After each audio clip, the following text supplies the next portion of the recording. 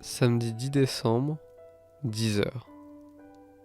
Le froid commence à se faire sentir et la noirceur des nuages s'intensifie. La fin de semaine a ramené avec elle le bruit et les oiseaux deviennent un peu plus nerveux. Il a tout de même été possible de faire quelques photos au site A. Un rouge-gorge au milieu des fleurs ou posant avec un verdier. Les mésanges, bien sûr, qui se balancent à plusieurs ou viennent seuls, discrètement au mangeoir.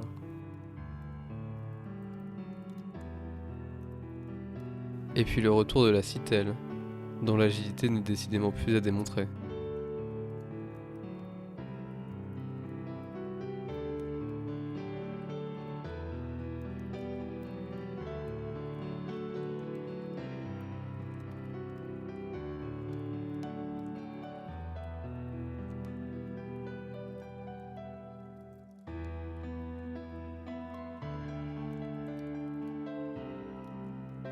Quelques instants à regarder, merle, rouge-gorge et pinson picorés au sol.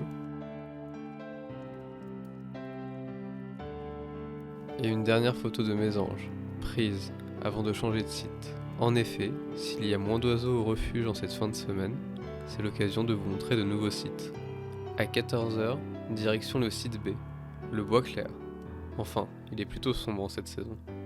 S'ouvrant sur une promenade de bois de lisière, bordée de champs, le site se poursuit en une allée, jonchée de haies et de forêts plus denses, débouchant sur quelques prairies calcaires.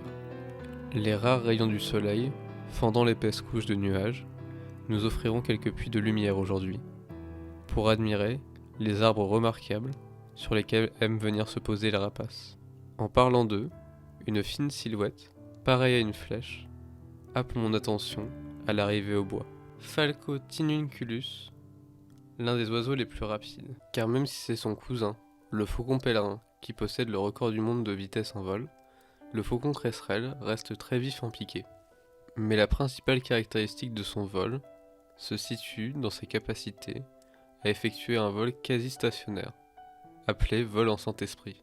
C'est ce vol qui le rend si efficace pour repérer ses proies, même s'il possède quand même d'autres techniques de chasse, comme l'affût. Ce sont ces cerfs, principale arme de chasse, qui ont donné son nom au faucon. En effet, le mot falco est directement issu du latin falcis, voulant dire faucille. Quant à tinculus et cresserelle, ils se rapportent tous les deux au cri. Le premier voulant dire qui rend un son clair, et le deuxième, crépiter. Le faucon cresserelle se nourrit quasiment exclusivement de petits rongeurs. L'intégralité de son cycle de reproduction est d'ailleurs basée sur l'abondance de ceux-ci. Mais il lui arrive également de consommer d'autres proies, comme de petits oiseaux ou des insectes. Petit faucon d'une trentaine de centimètres, il a été rarement utilisé en fauconnerie, car peu efficace pour attraper les proies intéressant l'homme. Cependant, il a longtemps été chassé, car on le suspectait de voler le gibier. On n'était pas à un paradoxe près. Le faucon cresserelle ne construit pas de nid. Il réutilise d'anciens nids, d'oiseaux comme des corvidés, ou dépose ses œufs directement dans des réceptacles naturels, de falaises ou de vieux bâtiments. L'espèce possède un dimorphisme sexuel. Le mâle a la tête et la queue grises, et le dos brun, chatoyant pour parader, et la femelle est intégralement brune, rayée de noir, pour se dissimuler dans l'environnement et couver. Il y avait encore de nombreux oiseaux au site B, à senteur, mésanges,